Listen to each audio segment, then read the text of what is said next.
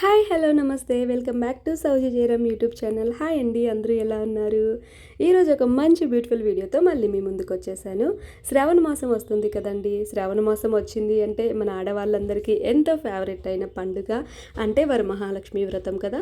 So Varamahalakshmi అమ్మవారిని ఎలా ready చేసుకోవాలి అనేది చాలామంది చాలా ఇబ్బంది పడుతూ ఉంటారు కదండి.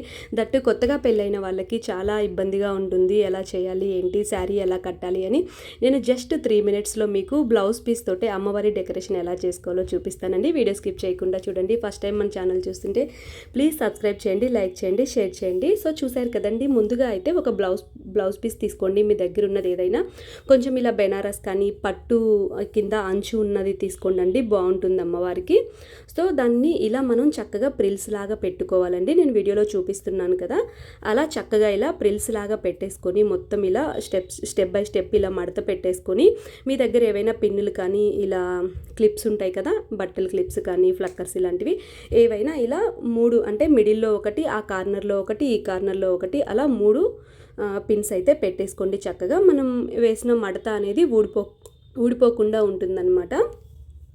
సో చూసారు కదండి, ఇలా ఫస్ట్ మనం ఈ శారీ కట్టడానికైతే బ్లౌజ్ పీస్ని ఇలా రెడీ చేసుకుంటాం అనమాట. ఆ తర్వాత చక్కగా ఇలా ఒక పీట పెట్టేసుకొని బియ్యం పోసేవాళ్ళు బియ్యం పోసేసుకోవచ్చండి ప్లేట్లో కింద. లేదు అంటే బియ్యం అంటే ఆనవాయితీ ఉన్నవాళ్ళు కొంతమంది అలా చేస్తారనమాట. లేదు అంటే ఇలా పసుపు పూసి కుంకుమ బొట్లు అవి పెట్టేసుకోవాలి ఆ పీటకి చక్కగా. ఆ తర్వాత ఇలా ఒక ఇత్తడి చెంబు కానీ స్టీల్ది, రాగి చెంబు మీ దగ్గర ఏది ఉంటే అది పర్లేదు. దానికి చక్కగా మనం ఫస్ట్ మిడిల్లో పెట్టాం కదా పిన్ను, దాన్ని బ్యాక్ సైడ్కి వచ్చేలా పెట్టేసుకొని ఆ బ్యాక్ సైడ్ మళ్ళీ టైట్గా పెట్టేసి ఆ క్లిప్ను అనేది పెట్టాలండి. నేను పెట్టేసాను చూడండి మీరు బ్యాక్ సైడ్ క్లిప్. ఆ తర్వాత ఫ్రంట్ ఇలా పిన్ పెట్టుకోవాలండి. మన సేఫ్టీ పిన్స్ ఉంటాయి కదా, అవి పెట్టేస్తే చాలా టైట్గా చక్కగా ఉంటుంది. మనం క్లిప్ పెడితే అది కనిపిస్తుంది అనమాట ఫ్రంట్ సైడ్.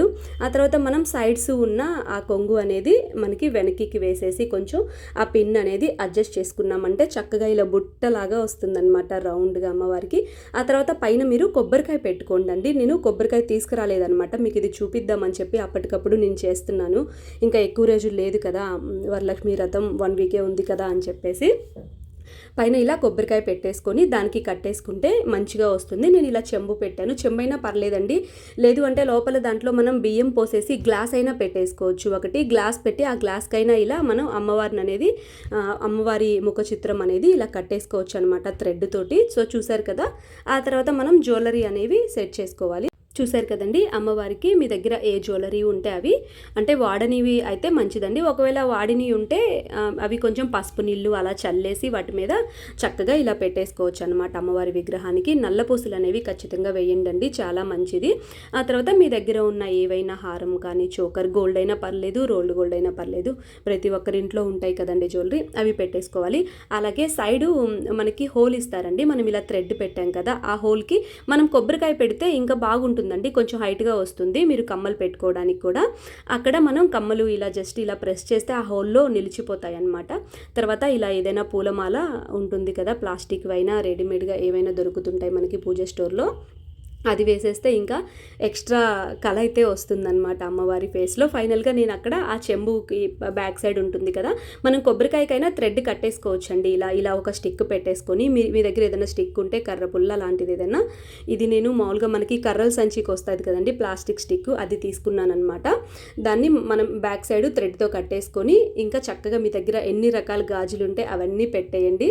చూసారు కదా, నేను పసుపు, ఎరుపు, అలాగే గ్రీన్ కలర్, ఆకుపచ్చ, ఈ 3 వేసాను. అవి వేసిన తర్వాతే అమ్మవారికి నిండుదనం అనేది వచ్చిందండి. చూసారా ఎంత చక్కగా ఉన్నారు కదా అమ్మవారు.